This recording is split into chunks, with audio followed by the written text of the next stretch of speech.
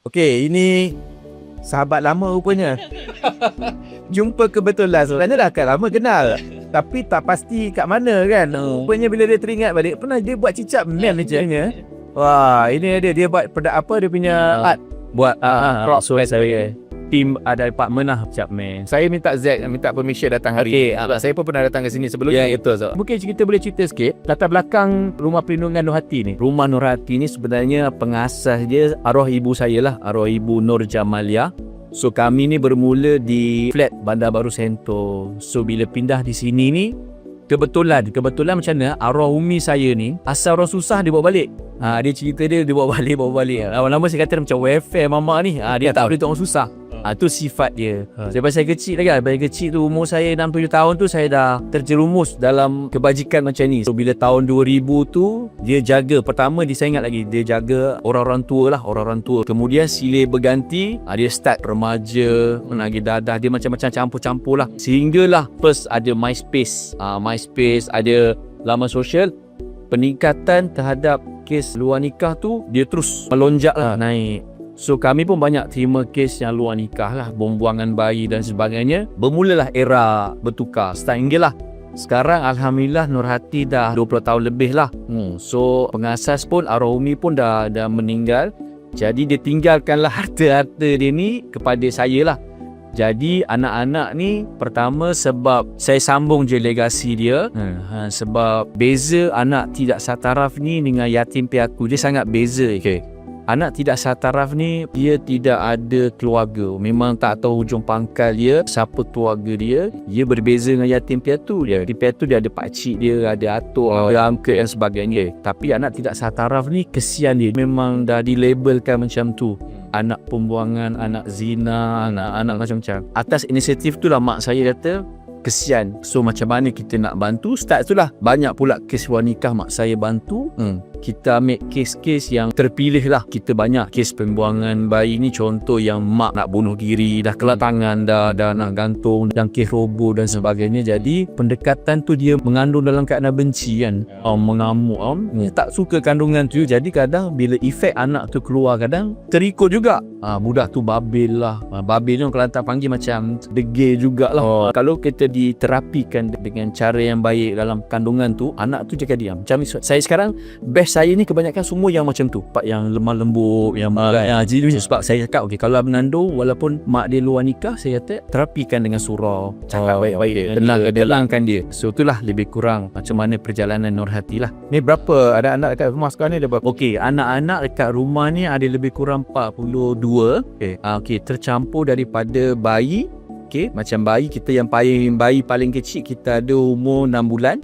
So kakak saya bawa balik. Lepas tu buat masa ni, dalam masa 2 tahun ni kami tak ambil kes baru. Sebab kami nak jaga yang kecil-kecil dulu. Rumah ni pula dia hari-hari raya. Hari-hari memang macam raya, memang ramai.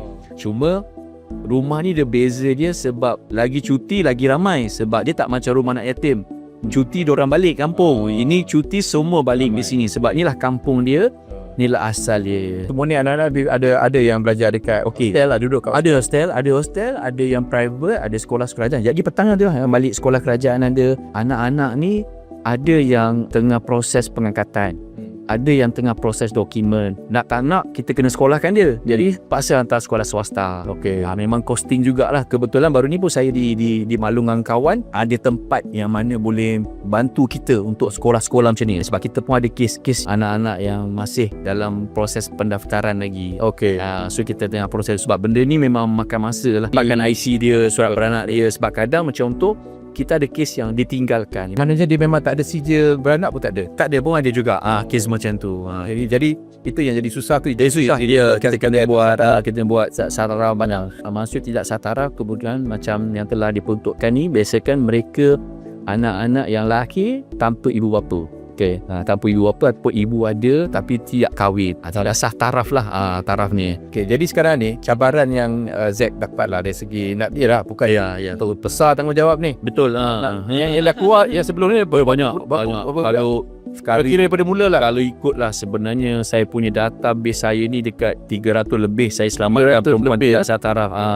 Kos untuk buat tu semua dia sebenarnya yang Macam contohlah kat sini sebenarnya kita memang cabaran tu sebab fundraising sendiri, kita cari dana sendiri, tapi dia macam bermusim. Bulan puasa je lah, macam tak puasa ni Jahanam jugalah, susah sikit lah. Sebab macam sekarang saya masih menyewa rumah ni. Ni rumah sewa, sebelah rumah sewa. So kita macam harapan kita memang kalau di Nur Hati ni kita ada target. Kita ada tanah lah depan ni, ada orang wakafkan tanah kita depan ni je.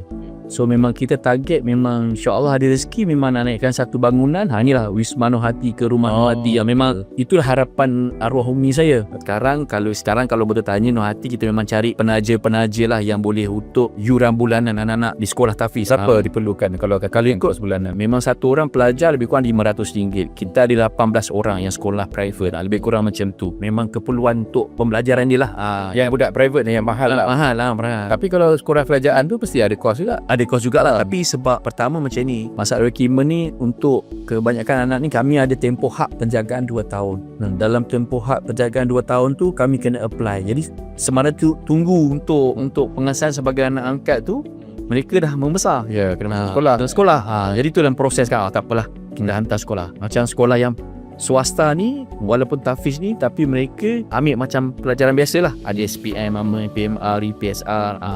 Jadi pembiayaan semua ni memang daripada Memang semua sumbangan lah. Hari ni sebenarnya kita ada 2 hajat lah. Baik, satu hajat is actually nak jemput anak-anak ke Studio Sementar Jaya.